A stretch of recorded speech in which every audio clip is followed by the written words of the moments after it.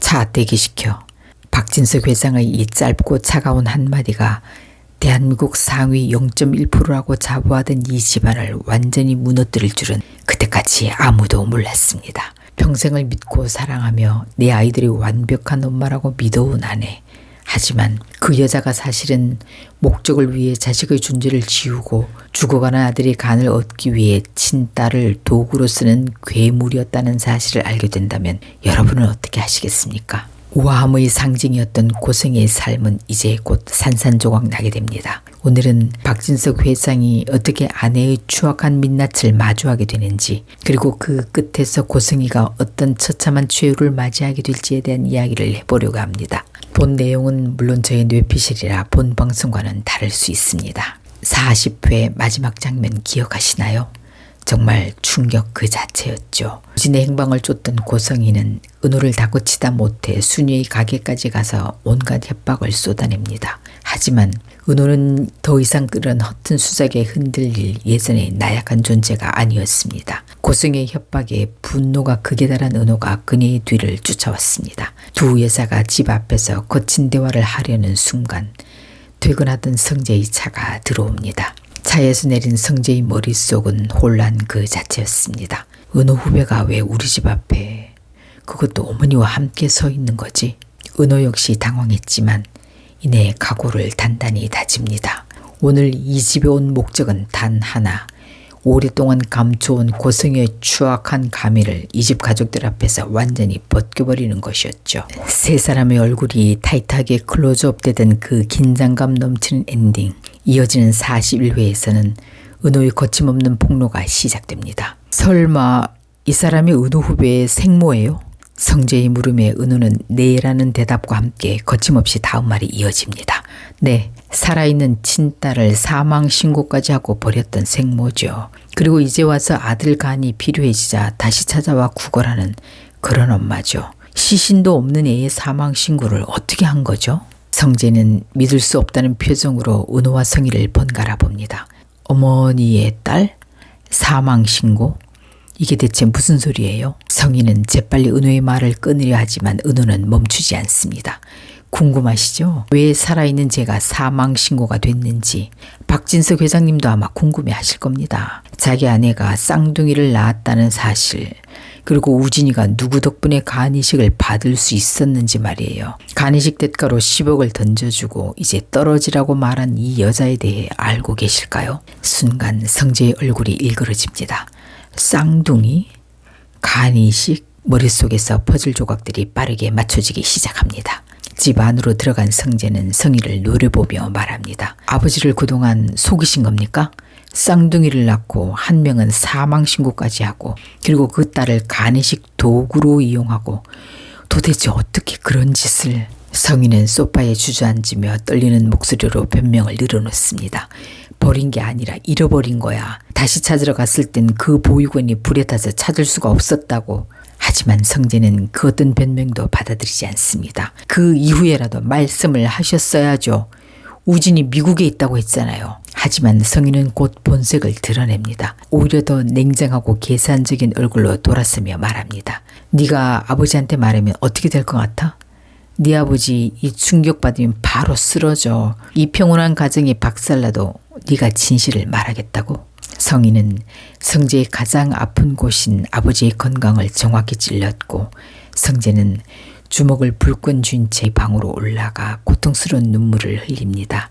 이 사실을 알게 되었을 때 아버지 박진석이 받을 쇼크를 누구보다 잘 알기 때문에 성재는 쉽게 말할 수 없었습니다.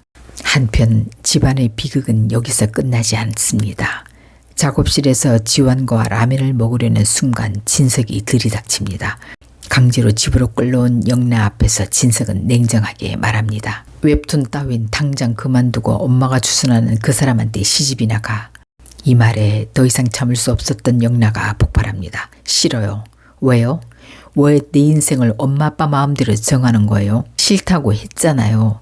내가 누굴 위해서 그렇게 해야 돼요? 영나는 그동안 쌓였던 분노가 한꺼번에 터져나옵니다. 분노한 진석의 손바닥이 영나의 뺨위로 날아갑니다. 바닥에 주저앉은 영나를 성재가 붙잡고 2층으로 올라가고 완벽해 보였던 박진석 회장의 가문에 금이 가기 시작합니다. 박진석은 최근 성재가 회사 일도 등한시하고 밖으로 나돌며 혼이 반쯤 나간 사람처럼 멍하니 있다는 보고를 받곤 혼란스러워집니다. 첫 결혼을 이혼시킨 후 아들이 오랫동안 마음을 잡지 못하고 방황하던 모습이 떠올라 가슴이 답답해집니다. 그러다 이렇게 마음을 잡고 일을 한 지 얼마 되지 않았는데 그 수빈이라는 아이 때문에 저러는 건가? 애는 괜찮아 보이긴 하던데 내가 너무 몰아세웠나?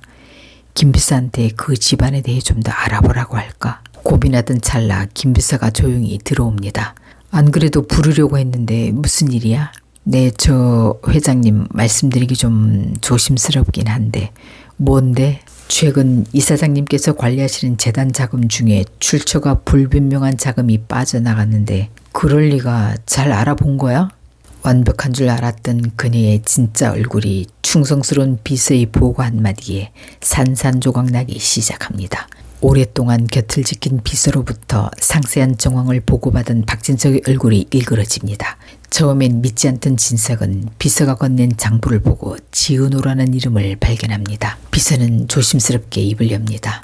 최근에 한우진이라는 사람의 병원비 지출이 상당했고 그 과정에서 간이식이 진행됐습니다. 그리고 그 간이식의 공여자가 지은호라는 이름으로 확인됐습니다. 비서는 지금까지 조사한 모든 내용을 차분히 보고하고 박진석은 잠시도 망설이지 않고 말합니다. 지은호라는 여자가 뭐하는 사람이야?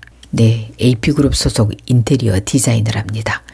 그 순간 박진석은 바로 움직입니다. 진실은 책상 위에서가 아니라 사람의 얼굴을 마주보고 확인해야 하는 문제이기 때문입니다. 자, 대기시켜. AP 사무실에 전화 넣고 그곳으로 가.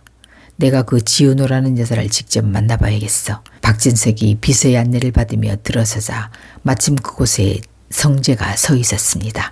아버지, 여기 웬일이세요? 넌 어떻게 여길?